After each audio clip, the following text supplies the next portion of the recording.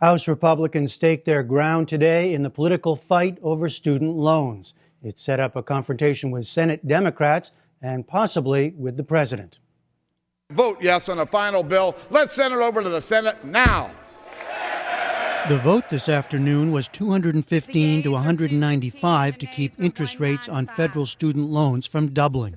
Republicans had called the vote with just 48 hours' notice, under fire from Democrats. But leaders of both parties agreed on the goal. I think we all agree that the greatest thing a country can do and that a family can do is to invest in the education of the next generation. We believe that we shouldn't put students at risk and that we ought to make sure that their interest rates don't go up. The issue goes back to 2007 when Congress cut the rate on so-called Stafford loans in half to 3.4%.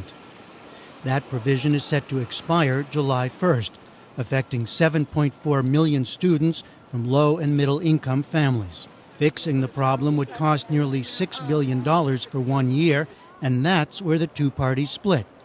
Republicans wanted to draw from what they called a slush fund, money set aside for preventive health under the health care reform law. Democrats said the move would gut breast cancer screening and similar services. Wisconsin's Gwen Moore. When we look at this health care fund that they want to gouge, it's because health care is one of the issues that women most care about.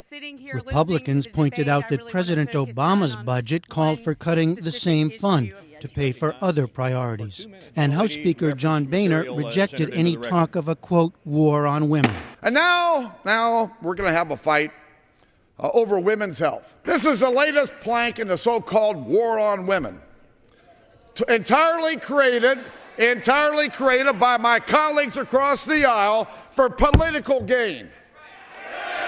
In the end, all but 30 Republicans voted for the bill. All but 13 Democrats voted against. White House officials said today the president would veto the House bill if it reached his desk, but the bill has little chance in the Senate. Democrats hold the majority there, and they want to pay for the student loan fix with higher taxes on high-income owners of private corporations. The president has endorsed that approach, talking up the issue on college campuses. Republican challenger Mitt Romney also says he favors keeping the current low rates, but he's not said how he'd pay for it. Meanwhile, student loan debt exceeded credit card debt last year for the first time. The average debt holder in the class of 2011 owed more than $27,000. And we explore the rising level of college debt underlying this political debate now with Sandy Baum, senior fellow at the George Washington University Graduate School of Education. She also writes an annual booklet called Trends in College Pricing. And Anya Kamenetz, author of the books Generation Debt and DIYU. Well, Anya Kamenetz, I'll start with you. Give us some context for this political fight. We say that student loan debt exceeded credit card debt. How big a problem, then, are we talking about today? Well, you mentioned the average figure, $27,000 a year for the class of $27,000 for the class of 2011.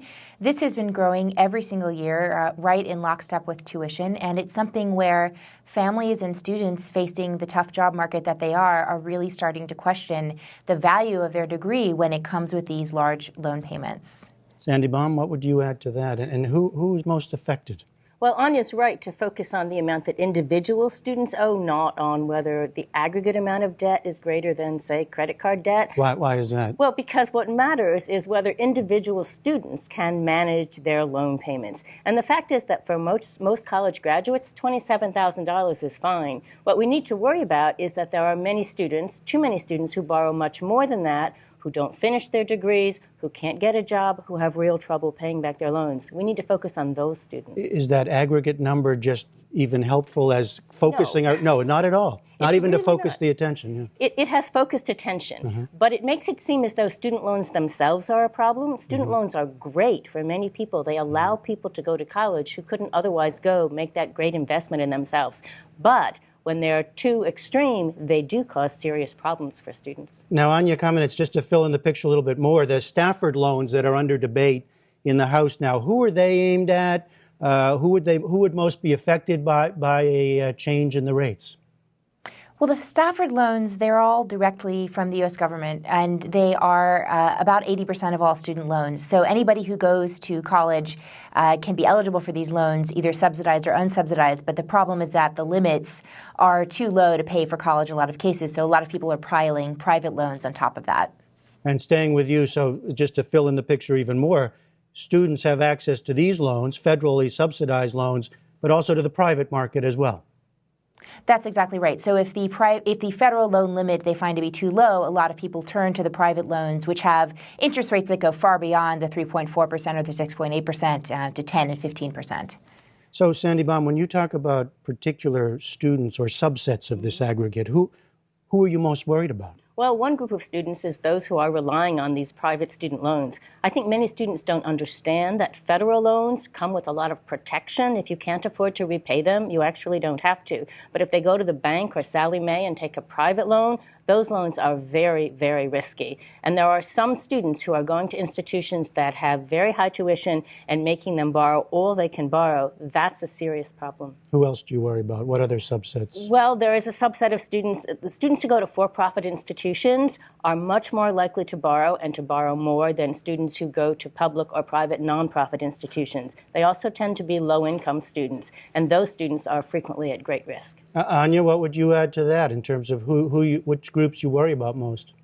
Well, I mean, just as Sandy is saying, you have to underline the fact that out of the for-profit colleges, they're producing almost 50% of all the people that default on their loans, even though it's a much smaller percentage of actual students. So any college that has tuition that doesn't match the outcomes that they're able to promise to students is really putting students in a serious bind. So some trying to parse this, Anya, some people are sort of forced into these situations, and some people are kind of getting themselves into the situation. How do we think this through?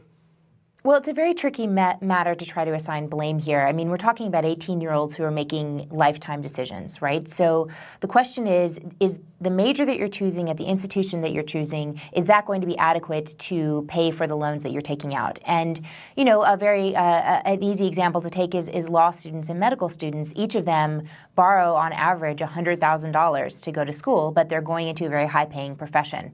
However, if you're going, for example, to a private culinary school, many of those might charge $47,000 a year, $40,000, $50,000 a year, and they're outputting you into the restaurant industry. So it's not the same kind of earning potential there, and maybe not the best choice. How do you think about this question? Well, one issue is that many of the students who are overborrowing are actually adults. So the amount that you can borrow from the federal government depends on whether you're dependent on your parents or whether you're older. Older students can borrow more than younger students, and they do end up with much higher levels of debt. And of course, they have less time to pay off that debt because they're already older. So it's a serious problem for people who don't have the accurate information, don't get the right advice, and then don't even know how to take advantage of the protections that are in existence to help people repay their federal loans. Now, one of the discussions that's been actually long discussed, and Anya Kamenetz, I'll start with you, is this notion of some form of student debt forgiveness. What are the pros and cons? Just explain to us what the debate is about there. Well, there's a bill in Congress right now that would make student loan debt forgivable after 10 years. And the pros, you know, there's about 700,000 people that have signed a petition on MoveOn.org about this. And people say this would stimulate the economy. It would relieve an unfair burden on many borrowers. But of course, the cons are people talk about this being a basic issue of fairness, that student borrowers, college students writ large, are a relatively privileged sector of our society, and is it really fair to zero out all of their loans en masse, or should we apply a little bit more discretion in figuring out who, as we say, is unfairly burdened by the loans or doesn't have any hope of paying them back versus just writing off everyone's debt? What would you add? Yeah, we already have a lot of loan forgiveness in place. If you're in a public service occupation for 10 years, you'll get your loan forgiven.